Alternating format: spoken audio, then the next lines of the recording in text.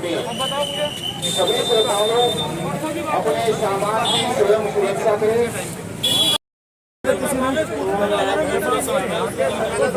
नहीं, पहले भीमगोड़ा बैरियर की बात कर रहे हैं।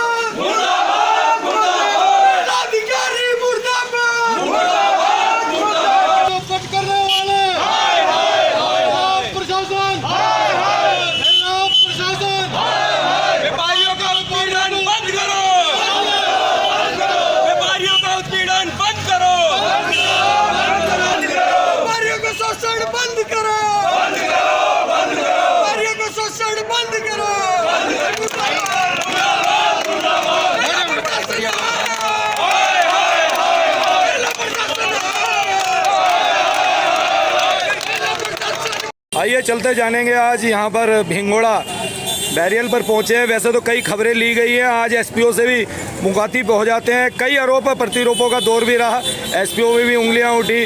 कल व्यापार मंडल के अध्यक्ष जो नैयर जी महामंत्री वह भी आए यहाँ पर, कहा कि व्यापारियों को नाका पर काफ़ी परेशानी हुई। लखन लाल चौहान जी हैं, राजीव गिरी हैं, पूछते हैं। जी लखन जी, क्या कहना है इस विषय में? कल आप उपस्थित थे, मणिकांत मिश्रा जी भी आए थे यहाँ पर, क्या कहना था कल के प्रकरण को लेकर? प्रकरण के लिए मेरा कहना केवल इतना ही है कि जो हमारे व्यापारी बंधुओं को नेतृत्व करने वाले कल यहाँ आए थे, उनका एक आरोप था कि सबसे बड़ी शिकायत भीमगोड़ा बैरियर से है।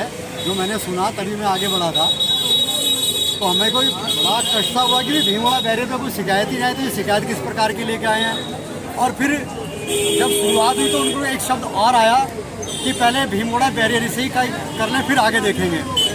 तो जब बात पता चली कि भाई किस लिए यहाँ इकट्ठे होकर आए हैं, दो IPS अफसरों को यहाँ आना पड़ रहा है, तो जो उन्होंने कहा कि जी यहाँ पर SPOs के कार्ड फाड़ दिए, ये कर दिया, वो कर दिया, तो यार हमें बड़ा दुख हुआ उस समय कि हमारे ये बंधु जो इकट्ठे होकर आए हैं, कभी इन्होंने धरातल पे खड़े होकर तो कभी देखा नहीं कि वास्तविकता क्या है भीमगोड़ा बैरियर की।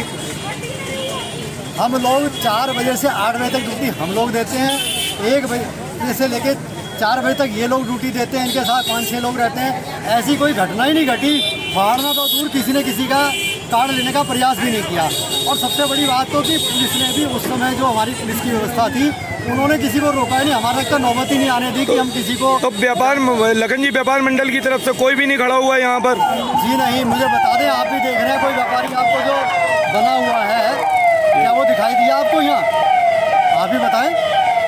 तो क्या ये निराधार था जिस प्रकार के आरोप लगाए गए? बिल्कुल बिल्कुल, मुझे तो ऐसा लग रहा है कि अपनी झेप मिटाने का कार्य था, क्योंकि उनकी रोज जो है इस समय आलोचना हो रही है व्यापार मंडलों के पदाधिकारियों की, उनके व्यापारी ही कर रहे हैं। और शायद उसी झेप को मिटाने, क्योंकि आईजी साहब ने कल कोई मीटिंग बुलाई थी उस संदर्भ में कि आप कोई गया कोई नहीं गया, फिर तो अपनी जेब मिटाने आए और आकर के मिटाने के बाद यहाँ से वापस चले गए। लोगों का कहना है कि खाना पूर्ति कर दी जाती है जनता के अधिकारों से, कई व्यापारी वर्ग के नेता चले जाते हैं, फिर ड्यूटियों पे नहीं आते। उन कारण भी कहा जा सकता है यहाँ पर, जैसे कोई भी व्यापारी वर्ग से नहीं था यहाँ पर और व्यापारियों को दिक्कत आई उसमें। देखिए एक बात बताऊँ, अभी मैं लगभग 4-5 दिन से जब ये मुख्य स्नान शुरू हुआ उससे 2 दिन से पहले रोज़ फेसबुक पे पढ़ रहा हूँ, अलग अलग व्यापारियों के कमेंट्स भी आ रहे हैं कि इन्होंने नाश मार दिया मेले का, ये कर दिया, वो कर दिया, इस टाइप के। सब लोग सब अपनी अपनी पीड़ा जो है किसी ना किसी, प्रदर्शन भी हुए, धरने भी दिए गए। हाँ, वो अपनी पीड़ा व्यक्त कर रहे हैं। लेकिन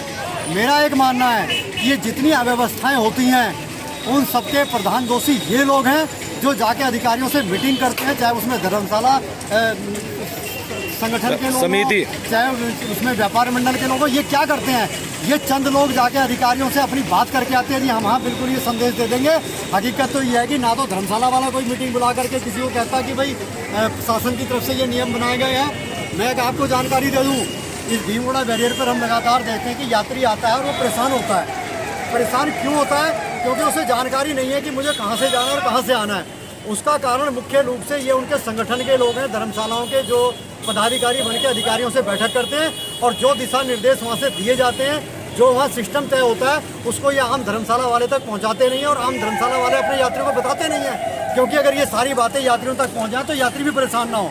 और ऐसे ही व्यापार मंडल के जो संगठन है वो भी यही करते हैं, अधिकारियों के सामने अपनी बात चला के आ जाते हैं और अपने उनके, क्योंकि नीचे ज़मीन पर उनका कुछ है ही नहीं, सारे व्यापारी उनका विरोध करते हैं, इसलिए वो अपने व्यापारियों को नहीं कहते, इसलिए सारी अव्यवस्थाएं लगन जी, वैसे भी कुंभ जहाँ तक आपको मानना पड़ेगा, ऐसे तो लक्की मेलों में भी भीड़ हो जाती थी, वो भी कम रही। हाँ, तो स्वाभाविक है कि पहले तो हमारे मुख्यमंत्री कह रहे थे कि भाई खुला है आना जाना, लेकिन किसी से हाई कोर्ट में याचिका डलवा दी, हाई कोर्ट का आदेश आ गया तो वो भी हाथ बांध के खड़े हुए जी मैं क्या कर सकता हूँ। मैं एक बात पूछना चाहता हूँ कि ये महाकुंभ जिस पे करोड़ों रुपए खर्च कर दिए गए और सब खर्च करने के बाद भी यहाँ यात्री नहीं आया, और जो आया वो यहाँ पहुँचता हुआ नजर आया किन्हीं अव्यवस्थाओं के कारण। वो अव्यवस्थाएं किन लोगों के द्वारा, ये प्रशासन ने तो अपनी व्यवस्था उसी ढंग से करी जो हर बार होती थी, ये कोई पहला कुंभ नहीं है कि व्यवस्थाएं ऐसी हों। लेकिन सबसे बड़ी बात यह है कि आज लोग जो प्रश्न चिन्ह उठा रहे हैं, आप ये देखिए कि अभी टीवी पे देखिए बार बार आ रहा है कि आज कोरोना की रिपोर्ट ये, कोरोना की रिपोर्ट ये, हर राज्य की आ रही है। जहाँ चुनाव चल रहे हैं क्या उसी राज्य की कोरोना रिपोर्ट आ रही है कोई टीवी पे? वहाँ का ये भी नहीं पता कि कोई बीमार है या नहीं है, वहाँ की क्यों नहीं आ रही, ये विशेष बात है। धन्यवाद।